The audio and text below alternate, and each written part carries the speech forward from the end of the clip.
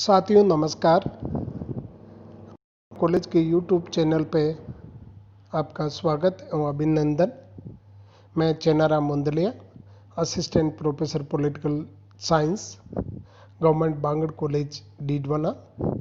दोस्तों, आज के इस वीडियो में अपन पाश्चात्य राजनीतिक विचारक यानी वेस्टर्न पॉलिटिकल थॉट में एक ऐसे मध्यकालीन युग के विचारक का अध्ययन करेंगे जो अपने समन्वयवादी विचारधारा के कारण मध्य युग के अरस्तु के नाम से या ईसाइयत अरस्तु के नाम से भी पुकारा जाता है। वो विचारक है संत थॉमस एक्विनास। थॉमस एक्विनास ने जिस मध्य युग की ईसाइयत विचारधारा में यूनानी विचारधारा के एक महत्वपूर्ण विचारक जिसे फादर ऑफ पॉलिटिक्स के नाम से भी पुकारा जाता है, अरस्तु की विचारधारा का समन्वय किया, यानी अरस्तु की उस ईसा पूर्वीन 4वीं शताब्दी की विचारधारा को उसने मध्य युग की ईसाइयत विचारधारा के साथ में सामंजस्य करके जो संत ऑगस्टाइन के ईसाइयत विचार थे उनमें कुछ सुधार करके और आधुनिक राष्ट्र राज्य के अनुरूप विचारधारा का प्रतिपादन करते हुए उसने जो कानून पर अपने विचार दिए वो युगों युगों तक बहुत ही महत्वपूर्ण माने जाएंगे। तो एक्विनास के आज के इस टॉपिक में हम एक्विनास के कानून का एक्विनास से क्या तात्पर्य है, उसके बाद में कानून के जो 4 श्रेणियां या प्रकार उसने बताए थे वो महत्वपूर्ण श्रेणियों का अध्ययन करेंगे। तो आइए शुरू करते हैं अपन एक्विनास के कानून पर विचार। कानून पर एक्विनास के विचार। एक्विनास के कानून संबंधी विचारों में भी उसके समन्वय या कोऑर्डिनेट के दर्शन होते हैं। यानी एक्विनास मध्य युग का एक महत्वपूर्ण समन्वयवादी विचारधारा का प्रतिनिधि विचारक है जिसने यूनानी विचारधारा यानी अरस्तु की जो विचारधारा थी उसको मध्ययुगीन ईसाइयत विचारधारा के साथ में समन्वय या कोऑर्डिनेशन करने का कार्य किया था। तो एक्विनास के जो विधि संबंधी विचार है उसमें भी इसी समन्वयवादी विचारधारा के दर्शन होते हैं। कानून संबंधी धारा में एक्विनास ने अरस्तु, स्टोइक, सिसरो के साथ जो ईसाइयत विचारक संत ऑगस्टाइन तथा रोमन विद्ववेताओं के दर्शन का समावेश किया है। यानी उसकी विचारधारा समन्वयवादी विचारधारा है जिसमें अरस्तु, स्टोइक और सिसरो के भी विचार है, उसके साथ ही ऑगस्टाइन एवं रोमन विद्ववेताओं के भी जो दर्शन है उसका समावेश किया है। एक्विनास के अनुसार कानून क्या है? यानी एक्विनास ये कहता है कि कानून विवेक से प्रेरित और लोक कल्याण के लिए उस व्यक्ति द्वारा जारी किया गया आदेश है जिस पर समाज कल्याण का भार होता है। ये देखना, एक्विनास पहली बात कहता है कि कानून विवेक से प्रेरित होते हैं और लोक कल्याण उसका उद्देश्य है और उस व्यक्ति द्वारा जारी किया गया आदेश है जिस पर समाज की व्यवस्था या कल्याण का भार होता है। एक्विनास के अनुसार सच्चा कानून वह है जो विवेकपूर्ण आदेश और सामान्य हित के उद्देश्य से प्रेरित हो। इन अच्छा और सच्चा कानून वही होगा जो विवेकपूर्ण आदेश हो और साथ ही उसका उद्देश्य क्या होना चाहिए? समाज का कल्याण होना चाहिए या लोक कल्याण उसके पीछे शर्त होती है। एक्विनास के अनुसार कानून सार्वभौमिक है जो सभी जगह लागू समान रूप से लागू होता है। कानूनों का पालन सभी को समाज में जो रहते हैं उनको करना पड़ता है और ये अपरिवर्तनशील है और शासक उसमें मनमाने ढंग से कोई बदलाव नहीं कर सकता। इन एक्विनास कानून के जो महत्वपूर्ण तत्व बताता है उसमें पहला जो तत्व है कि कानून सार्वभौमिक अर्थात यूनिवर्सल है, जो सभी जगह लागू है, सबको इसका पालन करना पड़ता है और साथ ही अपरिवर्तनशील है क्योंकि शासक मनमाने ढंग से इसमें बदलाव नहीं कर सकता।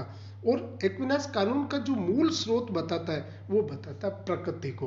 वो कहता है कि प्रकृति के अंदर जो कानून आते हैं वो मुख्यतः शाश्वत या देवीय जो विवेक होता है उसी से प्रेरित होते हैं। जैसे प्रत्येक व्यक्ति के जीवन की रक्षा की जाए, ये एक प्राकृतिक कानून है, तो इसके अनुसार ही समाज अस्तित्व में आता है। और जो मानवीय कानून होते हैं वो भी इससे प्रेरित होते हैं। तो उसका मानना है कि प्रकृति ही कानून का महत्वपूर्ण स्रोत है। फिर साथ ही मानवीय कानून भी देवी कानून, जो देवीय कानून है उसी का एक अंश है, जिसके अनुसार पृथ्वी तथा स्वर्ग में शासन किया जाता है। ये फिर ये मानता है कि जो मानवीय कानून है वो देवीय कानून का अंश है और इसके अनुसार ही चाहे पृथ्वी हो चाहे स्वर्ग हो उसमें शासन किया जाता है।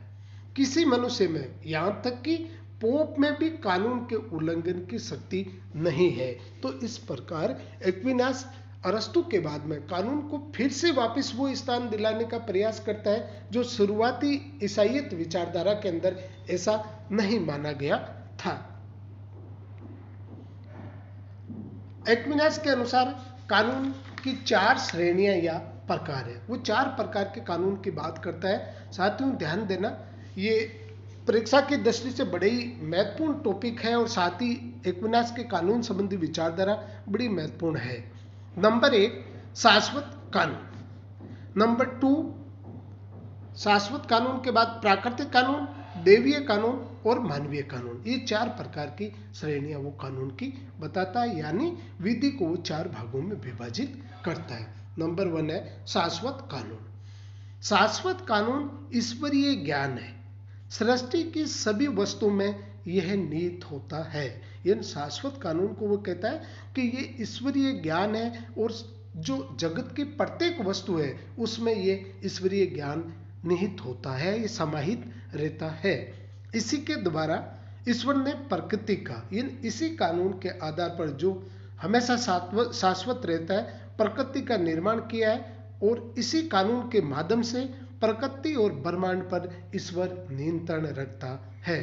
समग्र सृष्टि यानी जगत, मनुष्य, पशु, वनस्पति आदि सब इसी कानून के अधीन माने गए हैं।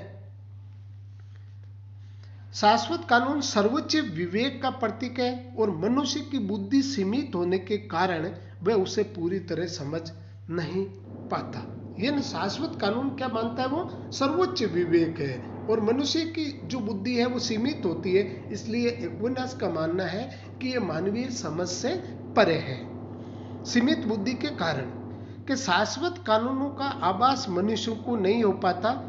इस कारण प्राकृतिक कानून के रूप में ईश्वर ने मनुष्य को शाश्वत कानून का आभास कराया, क्योंकि मानवीय बुद्धि सीमित होती है और सीमित बुद्धि होने का कारण है कि ये जो शाश्वत कानून है उनका आभास मनुष्य को हो नहीं पाता। अतः ईश्वर ने प्राकृतिक कानून देकर के और उन प्राकृतिक कानूनों में ईश्वर ने मनुष्य के इन शाश्वत कानूनों का आभास करा दिया, क्योंकि प्राकृतिक कानून वो कहता है कि मनुष्य की विवेक बुद्धि से परे नहीं है, उनको मनुष्य समझ सकता है और इन शाश्वत कानूनों को वो समझ नहीं पाता। इसलिए ईश्वर ने प्राकृतिक कानूनों के रूप में इसका आभास कराया है। सेकंड है प्राकृतिक कानून। प्राकृतिक कानून सृष्टि के समस्त जीवों प्राणियों में देवीय विवेक का प्रतिबिंब है। मनुष्य इस कानून से अच्छे बुरे का ज्ञान प्राप्त करता है।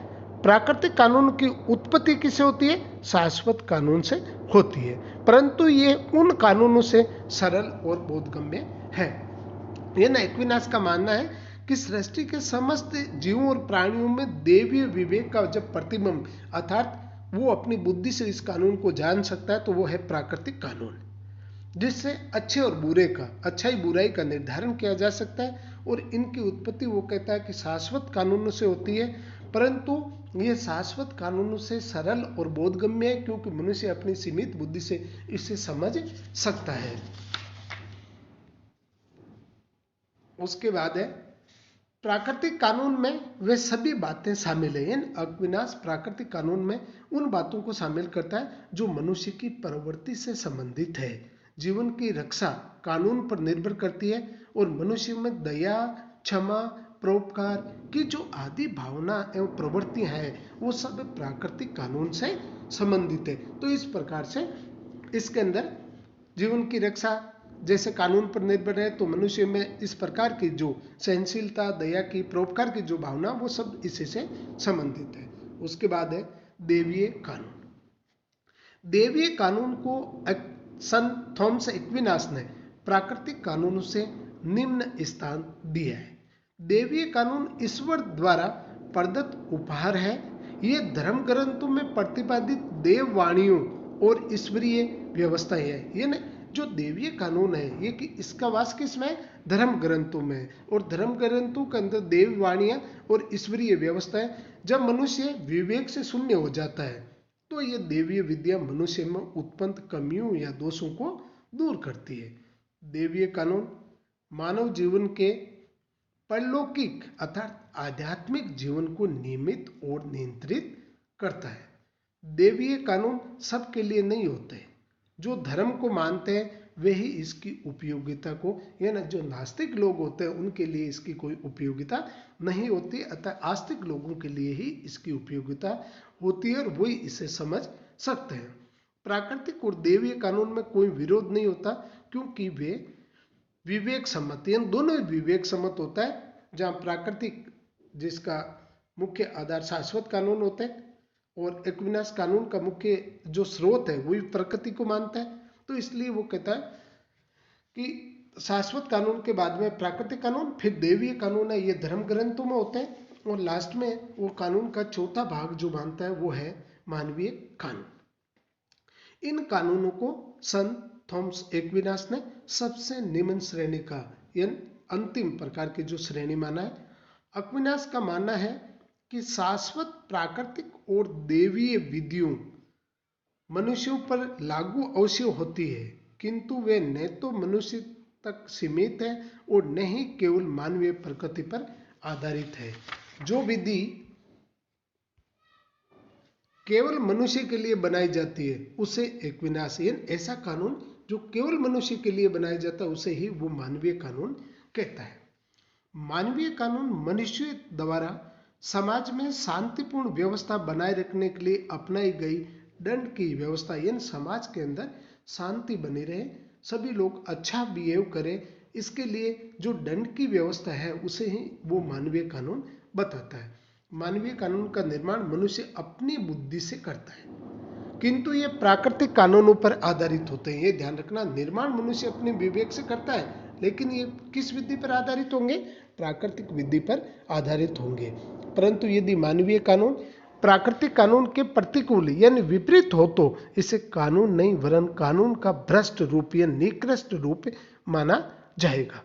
मानवीय कानून प्राकृतिक कानून के पूरक होते हैं। मानवीय कानून की आवश्यकता इसलिए होती है क्योंकि प्राकृतिक कानून अनिश्चित और अपरिभाषित होते हैं। दंड की कोई विधान या व्यवस्था उनमें नहीं होती, इसलिए प्राकृतिक कानून के पूरक के रूप में हमें मानवीय कानूनों की आवश्यकता पड़ती है।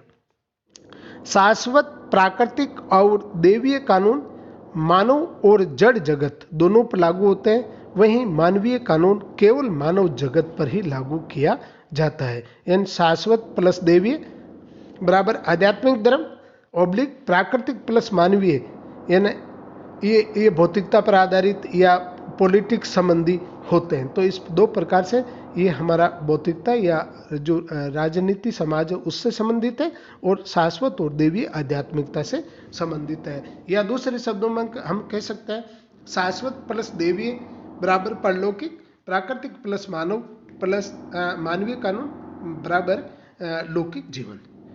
निष्कर्ष रूप से हम कह सकते हैं कि एक्विनास ऑगस्टाइन के मान्यताओं के विपरीत यूनानी विचारकों के अनुरूप राज्य की आवश्यकता महसूस करता है। मनुष्य की क्षमताओं के पूर्ण विकास के लिए वो मानता है राज्य आवश्यक है। इस कारण कानून की आवश्यकता पड़ती है। राज्य को वही कानून बनाने चाहिए जो प्राकृतिक कानूनों के अनुकूल हो। एक्विनास के विचारों में कानून की धारणा सर्वाधिक महत्वपूर्ण है। जय हिंद, जय भारत। धन्यवाद।